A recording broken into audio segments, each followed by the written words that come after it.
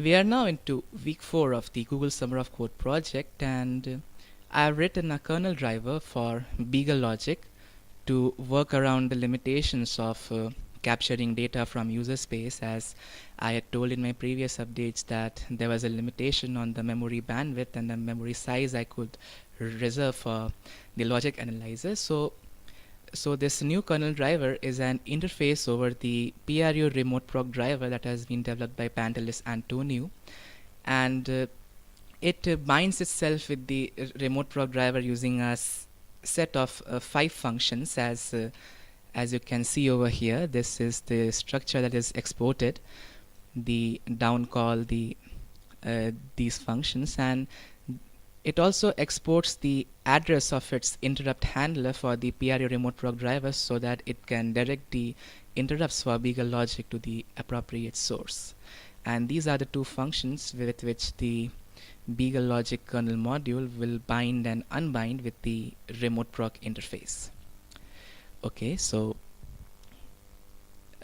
now I would like to show you a test setup which I'm going to test BeagleLogic with right now. As you can see, it's a BeagleBone Black with a STM32 discovery board. I'll be capturing data from the I2S bus.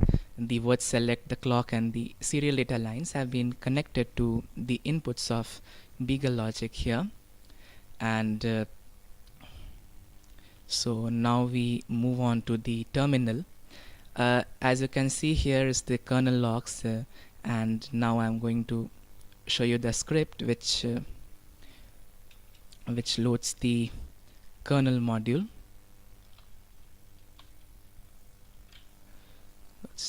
Just a minute. So this is the script which checks for the presence of modules and then appropriately loads and applies all the device trees, unloads the modules, reset the PRUs, and then executes the BeagleLogic module. So let's execute this on a fresh BeagleBone Black, freshly booted BeagleBone Black. So there are a lot of log messages over here, and you can see the log messages for BeagleLogic over here. And now now that BeagleLogic has been loaded, we now need to give it the memory. We need to allocate it the memory so that it can go and if for the samples we are about to store. So here you can see this command will give 64 megabytes of memory to BeagleLogic. So we just allocated those 64 megabytes of memory over here, and then now we are going to sample. But before we sample, I'll just start the audio playback. You might also hear some audio. So now I bring up now with the dd command, we are going to capture the data from here. Block size of 2 megabytes. We lower the volume a little, and 2 megabytes and 16 blocks, so that would make it 32 megabytes of data. So here we go. 1, 2, 3. Yes. So as you can see, after every 8 megabytes of data, an interrupt was triggered. 1, 2, 3, 4, 5, 6, 7, and 8. And just before beginning, as soon as the PRUs were configured with the appropriate sample rates, this interrupt number 1 was raised, and after the transfer finished, again the interrupt number 1 was raised. The sleeping for wait is called in the read function of the BeagleLogic device file, wherein it waits for the buffer to be available, and then when the interrupt is received, it wakes up the read thread and then it continues reading our data. So you can see 1, 2, 3, 4. So we have just read 4 buffers, that is 32 megabytes of data, which is now lying in the in this binary file over here. So we now need to translate it into a VCD file, value change dump, so that we can visualize it concurrently with a GUI on my computer. So I'm going to run the just a moment, the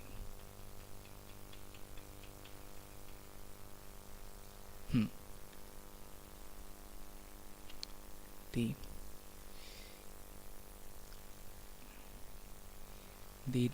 the file which we just now saved. So these are the SIGROC related configurations. We set the output format to VCD, and then we write the output into this VCD file. So let it do its work. It will take a few seconds.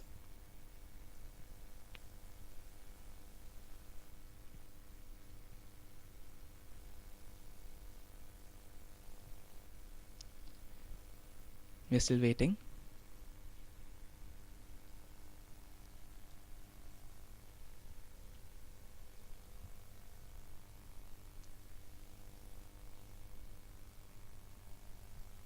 Okay, so now the VCD file is ready to be visualized with this. So just put refresh so that we get this new value change dump file. I'm gonna copy this to my desktop,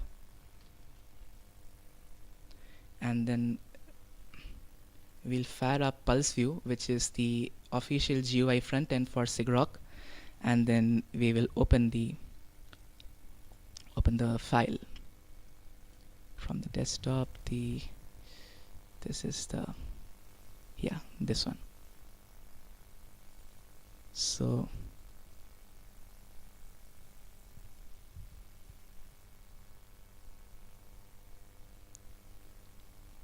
oops, looks like the system just hanged because of a lot of samples over there.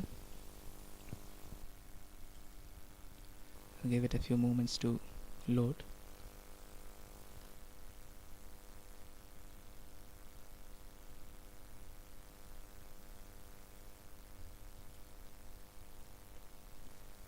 Let's do it again. So if we open this file, as we go into this, here we go. So now you can see the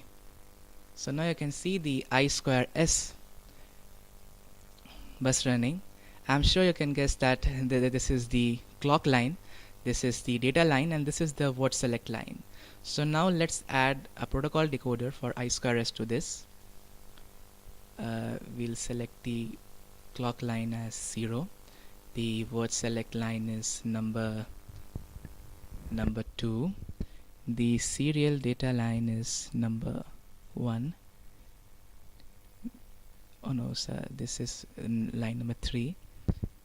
So here is the decoded I2S bus data.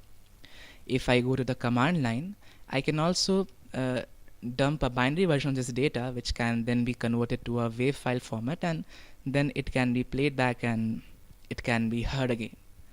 So this was a video update for a demonstration of the states that BeagleLogic has reached right now. As you can see, all the way it goes down to 16 mega samples over here. So this entire data has been captured by the programmable real-time units on the BeagleBone Black. Yeah. Thanks for watching.